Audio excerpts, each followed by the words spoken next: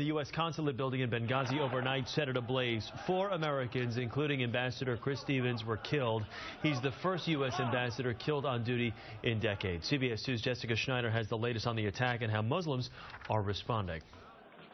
The flames and violence sparked under the dark of night and on the 11th anniversary of the September 11th attacks. The assault on the U.S. consulate in Benghazi that killed U.S. Ambassador Chris Stevens now being investigated as a coordinated attack linked to al-Qaeda.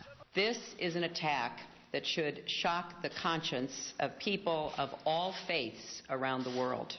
Stevens and 3 other Americans were killed in the violence. The unrest began in Cairo, Egypt. Demonstrators there scaled the U.S. Embassy's wall and tore down the American flag. We will not waver in our commitment to see that justice is done for this terrible act.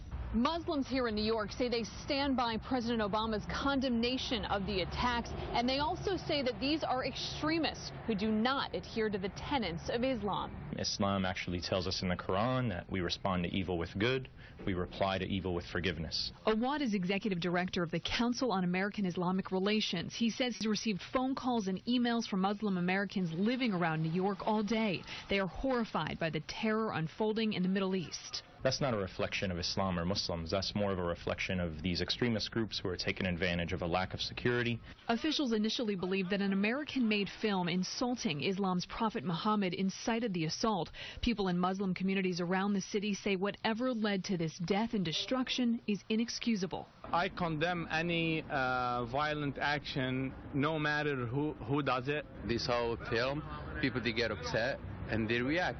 In Benghazi, the consulate was still smoldering today as U.S. officials ramp up their investigation. Jessica Schneider, CBS 2 News. U.S. Marines are now being deployed